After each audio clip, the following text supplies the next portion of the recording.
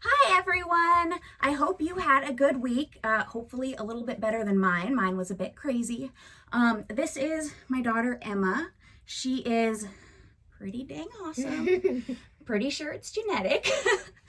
um, so my crazy week this week started off Monday pretty good. I was on time, everything was looking good, got out the door. Makeup was phenomenal. Got about, 20 minutes into my commute and realized clinic was closed. It was a holiday. I didn't have to get up. Totally could have slept in. Turned around and went back to bed. And then Tuesday, I totally forgot my wallet. I got about a half hour into my commute. It takes me about an hour and 15 or an hour and 20 minutes to get to work. So I got about a half hour into my commute and realized I didn't have my wallet and I didn't have enough gas to get all the way to work and then all the way home again. So I turned around, got my wallet, and I was a solid hour late to work. So that was a pretty good day. And then Wednesday, the clinic's closed, so I got to sleep in. I don't work on Wednesdays. But I did have a pretty awesome flying dog experience. Dog that I was fostering was out in the living room. I was in the kitchen making breakfast for, I have two other kids as well. They are 1 and 2. So I was making breakfast for them and this dog launches off of our couch towards the island in the kitchen. And our counters are quartz, so they're pretty slippery. This dog launches off the couch, lands on top of the kitchen island, and slides clear across the thing. And you can see in his face, like he knew he wasn't going to stop. Slides all the way across the island and off the other side. And it was pretty exciting. I don't think I've ever seen a dog fly like that before. So that was pretty cool. Good fun day off. And then Thursday, I had to leave my house 4 times. I forgot my stethoscope. I forgot my wallet again. I forgot my watch, which I definitely need for work. Anyway, grand total of 4 times. I guess 4th time is the charm. And I managed to make myself an hour and a half late to work. So that was pretty exciting too. And then Friday, so where we live, there's this dirt road that goes, it's kind of long, that goes to our driveway. And my dog followed me all the way to the end of the dirt road. So I put him in the car, I had to turn around and take him back home. Got back in my car and started for work again. And Han followed me again. So this time I put him in the car and decided to just take him to work with me because he was pretty determined. And I just went ahead and let him come with me. So, yeah, that was my week. How was your week, Emma? I don't know. I've been in school. So this morning, my dog decided to wake me up. By that, I mean she hopped in my bed and decided to breathe on my face. Well, everyone needs a good dog alarm clock. That's very correct, Mom. I would definitely rather my dog wake me up than an actual alarm clock. A dog licking your face and breathing on it? Yes, Right. I know, Perfect. Right? Great start to your morning. A little bit of dog breath. That'll surely wake me up. Right? So today I want to talk to you guys about this new grain-free dog food fad that everyone seems to be on. It seems like a really great idea. We have clients that come in all the time to the clinic talking about how they've got their dog on this grain-free diet. That way it's gluten-free. Gluten's bad for them. Some people think that their dog might have allergies to grain, so they've got them on this grain-free diet. And the thing is, grain-free diets are actually killing dogs. There are amino acids that are present only in grains that are necessary for cardiac function, so heart function for your dog. Methionine and cysteine are only found in grains in a quantity that is sufficient for your dog to make taurine, which is what's needed for the cardiac function.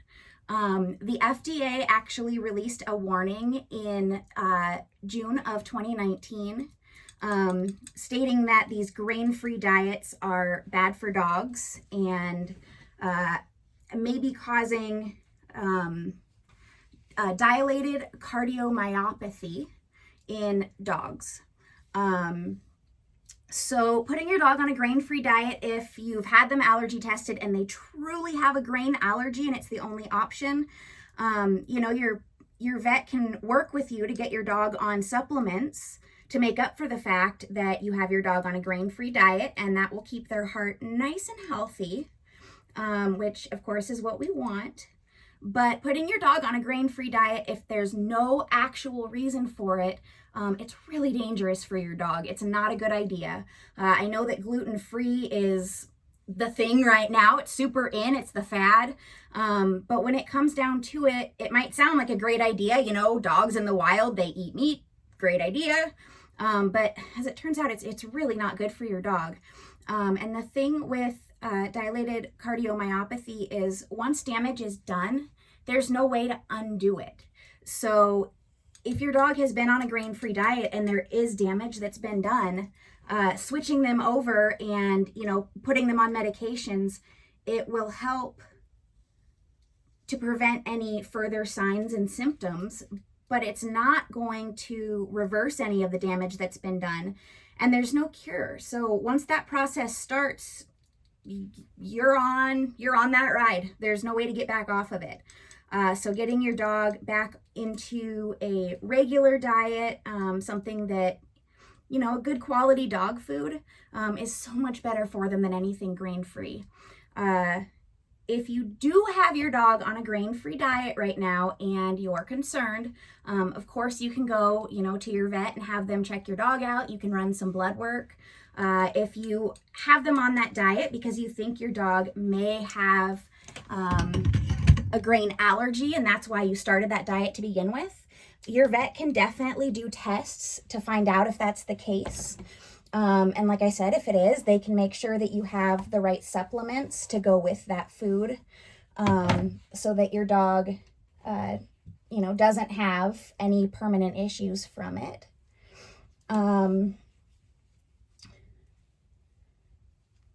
Your signs of dilated cardiomyopathy, your dog is going to have decreased energy, so they're going to be lethargic. Maybe they're not as excited about their daily walk.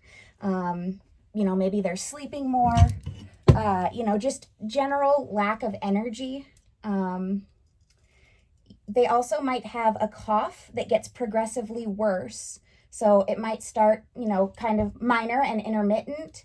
And, you've noticed an increase in either the frequency of coughing fits or, how strong they are, how bad they are. With that can come difficulty breathing. You might notice that, you finally get your dog out of bed, you get him on the walk, you're walking. Nothing has changed about the walk, same route you always go. But it seems like your dog is just real out of breath. Maybe they're panting, it's not a hot day. That can be a sign of dilated cardiomyopathy. Also, it can cause an increase in blood pressure, which, you're unlikely to be able to check at home. But it can also cause a heart murmur, which is a big deal and, again, is usually not fixable. Heart murmurs caused by DCM are not something you can, go back and undo. Again, definitely a better idea to try to prevent this than to, worry about, trying to reverse it once it's happened, because it's not possible. If your dog does have it, if you go into your vet and you find out, hey, I've had him on grain-free food, or, maybe you don't feed grain-free and you find out that your dog has developed DCM, because it does also occur in dogs that, eat a completely normal diet. It's just much, much more likely that they'll develop it if they're on a grain-free diet, because they're, again, lacking those amino acids that are necessary for cardiac function. Your vet can prescribe ACE inhibitors, which will help mediate the symptoms of DCM, now that you know that your dog has it. And it can slow the progression of the disease. So it can, slow down the amount of damage being done to your dog's heart. But again, it's not going to stop it. It's not going to fix anything. It's just going to slow that progression a little bit. But that's really all that can be done. So it's definitely better to, just try and keep your dog healthy. There's no reason that they can't have, just a regular, again, high quality diet. Royal Canin is a really good quality dog food. They even have some breed specific types, especially for the small breeds, the breeds that tend to get overweight. They have a lot of really good options. I feed my dog Victor dog food. I like it because they do a lot of testing of their ingredients, their nutritional qualities. They test much more than what's legally required, which I think is awesome. But it's also not, awfully terribly expensive, which, is nice. I have a large dog. He is a Mastiff mix, so he's huge and he eats a lot of food. So price definitely matters to me. I think it's called, what does Mimi feed? I don't know actually. It's, I've never seen the bag because they usually have it. I have, but I never read the sign. The stuff that they usually have out is in this plastic container thing. Okay. Well, there are a lot of, high quality, really good dog foods that you can feed that are not grain free and are going to do so much better for your dog. So,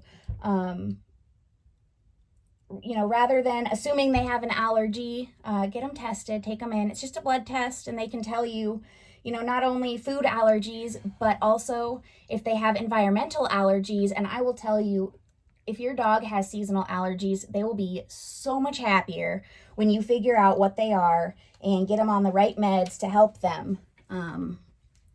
So it's definitely worth, testing if that's your reason for feeding grain-free.